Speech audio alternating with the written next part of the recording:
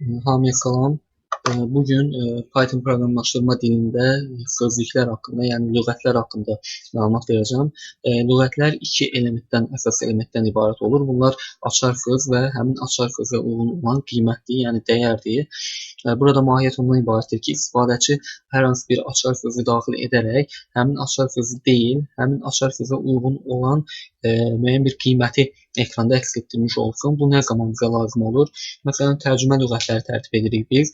Bu zaman istifadəçi açar söz olaraq öz bildiyi dildə olan sözlərdən istifadə edə bilər. Həmin açar sözə uyğun olan dəyər olaraq isə tərcümə etmək istədiyi dildə olan qarşılığını istifadə edə bilər. Bu zaman açar söz daxil edildikdə həmin sözün digər dildəki tərcüməsi ekranda əks olunmuş olacaq.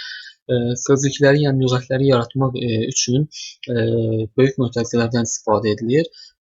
Bunun üçün əvvəlcə dəyişən müəyyən ad verilir, dəyişənə və bərabərdir yazılır. Daha sonra böyük mötərizələr içərisində, dırnaqlar içərisində açar söz daxil edilir. Məsələn, kitab yazıram. Daha sonra 2 nöqtə qoyulur və açar sözə uyğun olan qiymət yenə dırnaqlar içərisində verilir. Məsələn, book yazıram. Enter düyməsini vururam. İndi isə sözlüyə müraciət etmək üçün dictionary yazmaq kifayətdir. Həmin sözlüyün adını çəkmək kifayətdir. Nəticədə ekranda əks olunmuş olacaq. Bu lüğətin, yəni sözlüyün lüğət tipində olduğunu daha dəqiq əmin olmaq üçün type funksiyasından bildiyimiz kimi istifadə edə bilərik. Dictionary yazıram və nəticə olaraq dictionary tipində olduğunu bizə vermiş olacaq.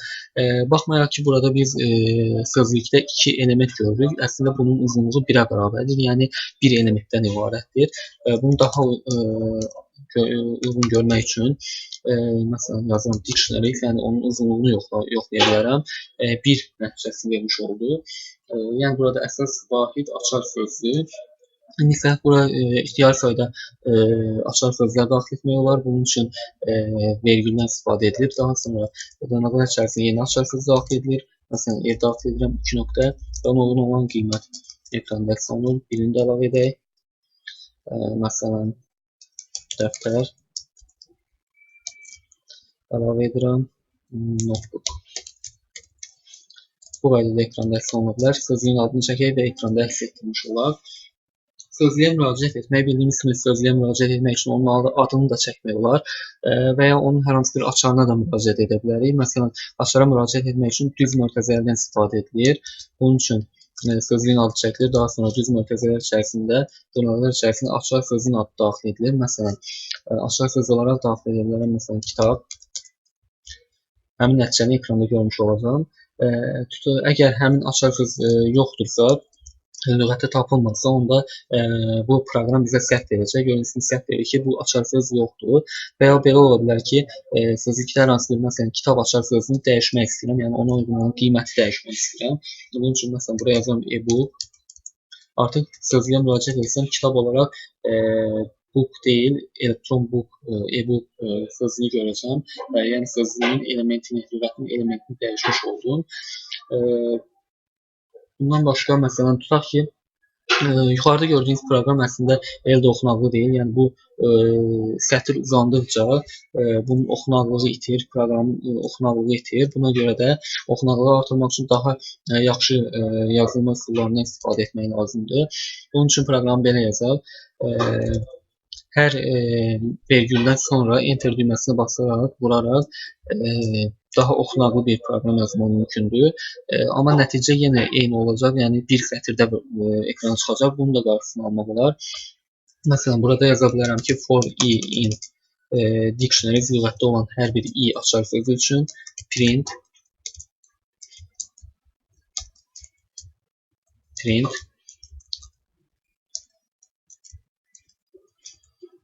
format, yəni formatdan istifadə edəcəm burada.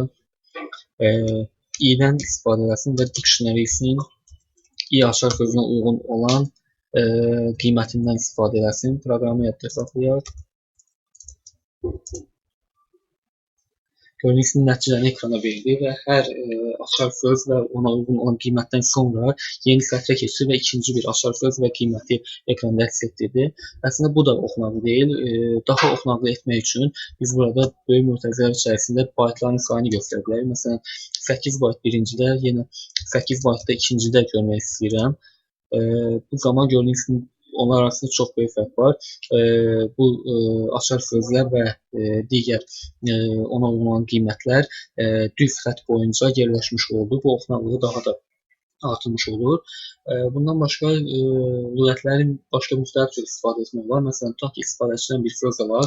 Həmin sözə uyğun olaraq lüğətdə axtaraq, əgər lüğətdə varsa, onda həmin lüğətdəki açar sözə uyğun olaraq onun tərcüməsini ekranda verək. Əgər yoxdursa, onda istifadəçiyə bir mesaj verək ki, həmin söz lüğətdə tapılmayıb. Bunun üçün əvvəlcə bir söz alaq, input ilə bildiyimiz kimi alırıq. Sözü daxil edin. Sonra bu sözü yoxlayaq. Əgər word in dictionary, yəni həmin açar sözlərin içərisində həmin söz varsa, onda print ilə ekrana yazı çıxarsın. Yenə formatdan istifadə edəcəm. Word və dictionary word. Əks halda, əgər yoxdursa, onda print ilə ekrana yazı çıxarsın ki,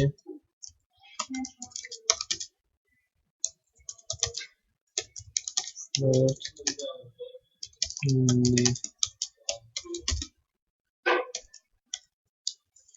dictionary.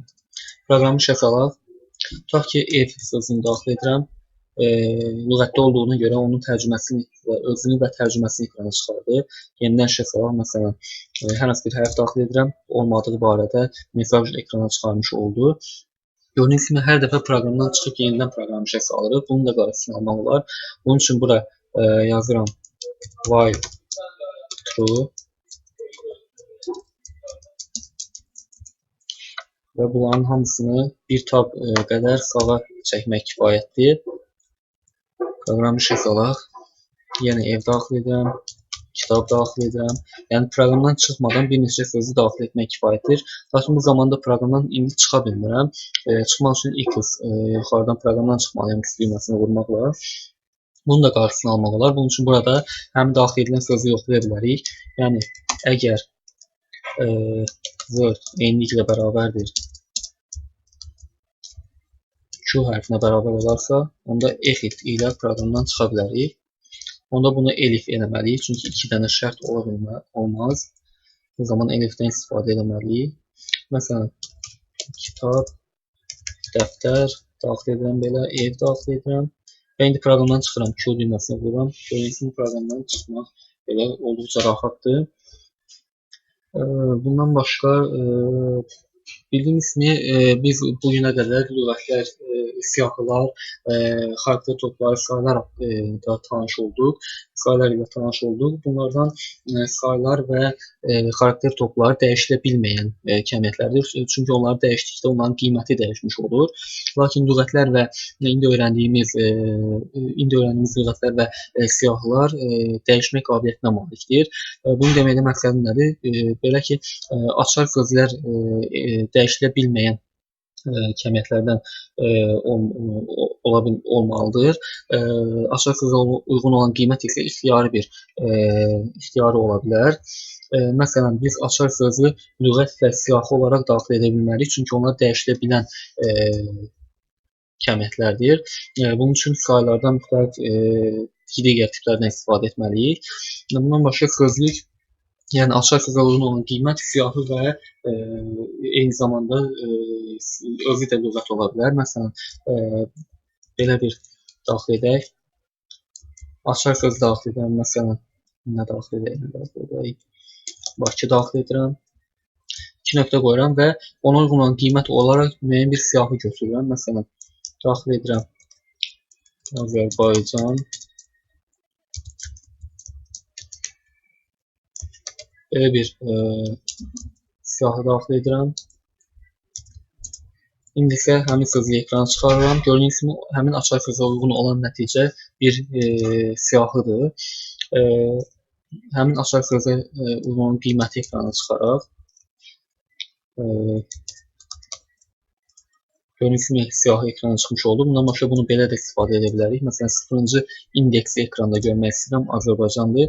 Bunu 1 eləsəm, Xəzər nəticəsini ekranda verəcək. Gördüyünüz kimi Xəzər nəticəsini ekranda çıxarmış oldu. Bundan başqa müəyyən bir sözlük daxil edək. İxtiyari sayda açar sözdən ibarət bir sözlük olsun. Məsələn, kitab, book, daha sonra dəftər, notebook, daha sonra ev, bir dəqiqə.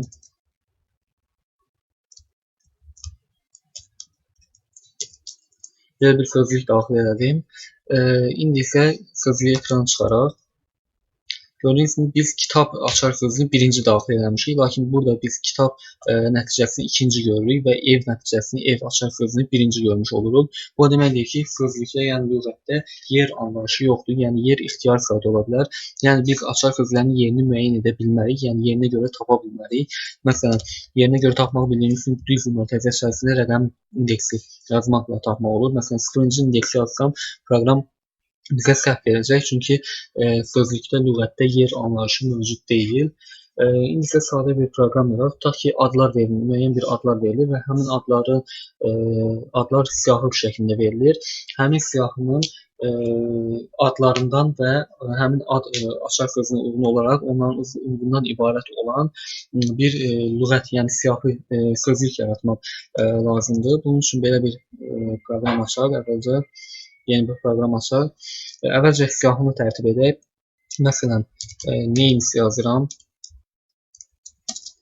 Siyahı şəklində daxil edirəm. Məsələn, kitab, vergül, dəftər, ev, Bakı,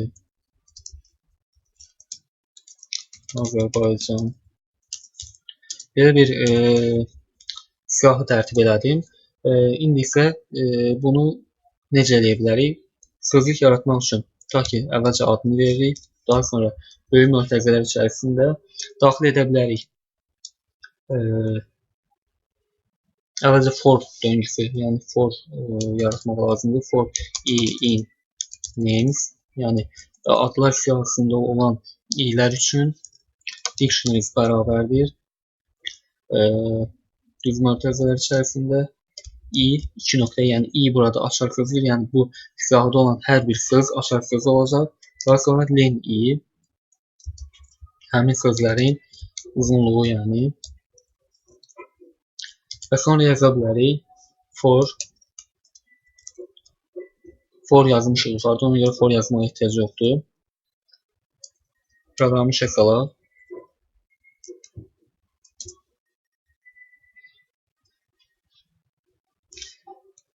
Dictionaries yazaq. Azərbaycan 10 nəticəsini ekrana verdi. Görək səhv nədən ibarətdir.